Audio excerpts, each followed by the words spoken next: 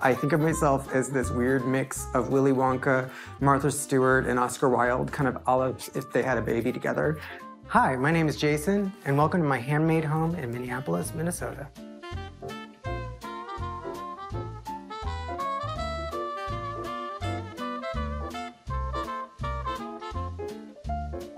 You know, I'm a little left of center, and I like to do things that are driven by imagination and creativity. I love the Victorian times and things that are historic and beautiful, but I also really respect, you know, what Martha's brought to the world in terms of hospitality and having people in your home and treating them warmly. I would refer to our style is classic maximalist. So it's taking classic design or historic design and putting that on top of things, on things, on things.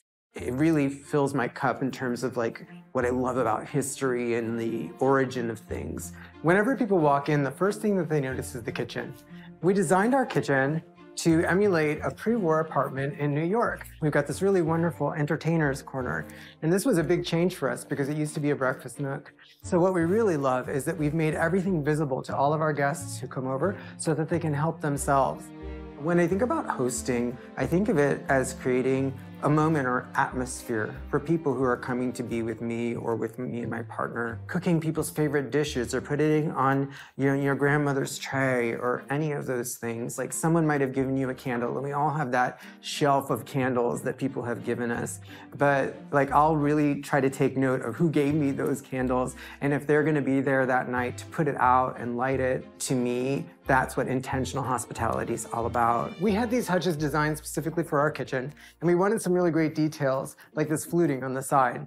We wanted really nice, open, wide spaces, and we wanted lighting within so that we could highlight all of our great pieces. What I really like to do is add a little bit of color and a little bit of cat in order for us to be able to get So Franklin's the troublemaker of the house, and if there's anything he's not supposed to be in or anywhere he's not supposed to be, that's where he shows up. What we love about using these cabinets is that we're mixing together our whiteware with a little bit of color. This really helps, as you'll see as we move into other areas of the home, to carry color through. In a kitchen that has a lot of glass and a lot of white, bringing color in is one way to help people really see the differences in what you have in your cabinets. So I've done it in a few ways. One way is by using flowers, which are really important to me. So here I've dried some roses, I have a straw flower and a little leaf, bringing just a little bit of green and a little bit of pink into the kitchen for spring.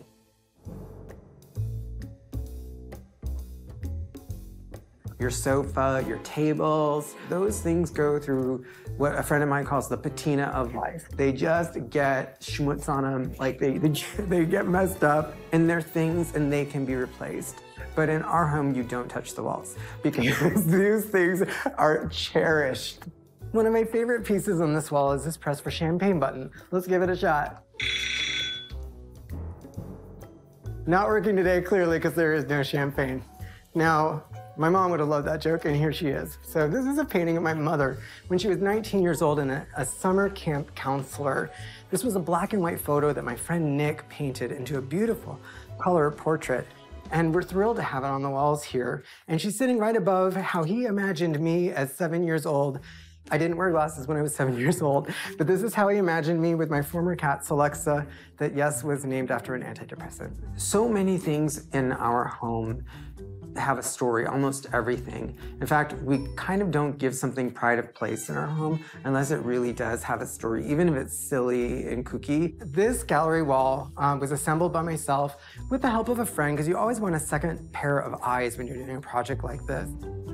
Things don't have to be perfect in your home. If you think they have to be perfect, it can be really hard to do a gallery wall. I just try to get them well-spaced and level, and if I've done that, that's success. In a time where we're so bombarded with so many things and serious things, I just love that I can kind of turn in any direction in my home and see something that puts me at ease and kind of creates this sanctuary that we live in. So this is our prized 250-year-old whale vertebrae. We picked it up on a Sunday afternoon, as all of you do as well, and we brought it home and gave it a perfect place here in our home. What's really cool about it is it's a piece of natural history, but it's also a piece of art, and it's a really great conversation starter.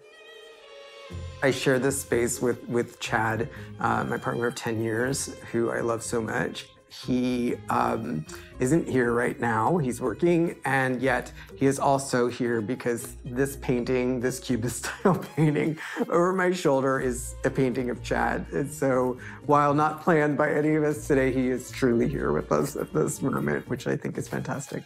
We also have some other favorite artists that we found on Etsy and other places, and tying in other subject matter of nature. So I really love that we've got the antlers, and then playing into the floral elements, we've got some plates, some irregular, some symmetrical, but they're all bringing that sense of bloom to the wall. My favorite spot in the home is a corner gallery wall that we have in our living room. Sometimes people don't think about doing a gallery wall that wraps the corner, but it's a lot of fun creatively to think about that. So there's some things that I'm especially happy with over here. One of my favorite things to do is to frame some dried botanicals, which you're seeing up in the back over there. But I also really love to arrange with dried botanicals. Got some dried roses, some peonies, some amaranth, and these incredible tulip magnolia branches, which unfortunately didn't bloom, but I still found a use for them in the long run to give some really great movement and gestures to this arrangement. I think having a really nice large piece is fantastic, even amongst all the other layers. That's what classic maximalism means to me. You can have layers on layers, and it just builds interest, and it gives people a reason to come over and look at all the details. This particular bowl I love. It's from Afghanistan, and it's been repaired many times over the years. It's a really old bowl, but it just reminds me that we can get more use out of things than we would really think. And so this bowl, who knew it would end up in my home as a decorative piece holding some African trade beads, but it'll be something that I treasure, and I'll make sure to pass it on to somebody else. It'll have a very long life in the long run. And speaking of long lives, my very favorite bowl of all, this little guy is from a shipwreck, and it was bought from the bottom of the ocean up for us to enjoy. It was part of a collection from a store named Prize in Kansas City that I love to go to, and I was able to pick out one of these very expensive investment bowls that came from the bottom of the ocean. You know, we all have our own personal style. I've been able to kind of pick and choose these things that feel really me. Velvet is one of my very favorite fabrics. It comes and goes in popularity, but I love it all the time. And then, you know, it's fun to throw something less expensive and fun like this monkey business into the middle of all of it. It isn't really about being serious all the time, but if you have a unifying fabric like velvet and some unifying trims like this camel color and the gold trim on the pillow, all of it works together. This main bedroom is the most recent thing that we've worked on, and we're really happy with how it turned out. It took us a while to figure out what color we wanted this room to be, but I love green, and I especially love aged green. And then we've added to the green levels of gray. Green and gray are really interesting because they actually cross a lot in a lot of colorations. So just like all of the other rooms, we have a gallery wall in our bedroom. And this one we wanted to approach in a slightly different way. We have a very dear friend, and her name is Mary Jo Hoffman, and she's an incredible photographer.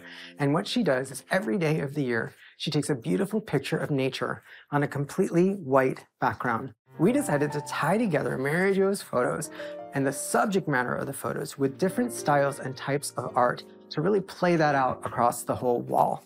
So she shot some beautiful pictures of eggs in a nest, and we have similarly gone after a woodcut piece of art from someone we found on Etsy that is the same subject matter. She also did this beautiful photo of a thistle, and within this collage of different types of botanicals, we see that thistles are prominent as well.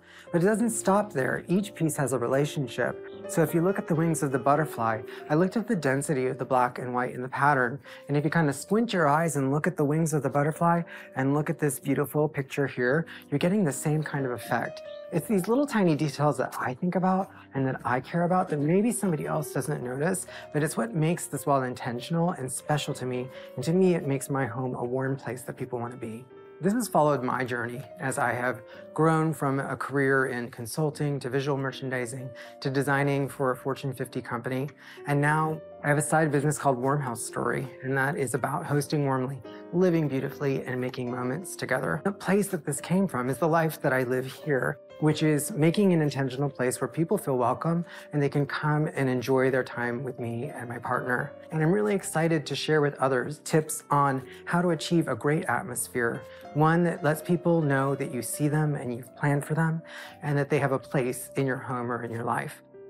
When I look at my style, I feel like I'm being seen for the full person that I am. People can choose to love it, They can choose to just acknowledge it. Maybe it's not for them, but it doesn't matter because I know that it's what's important to me.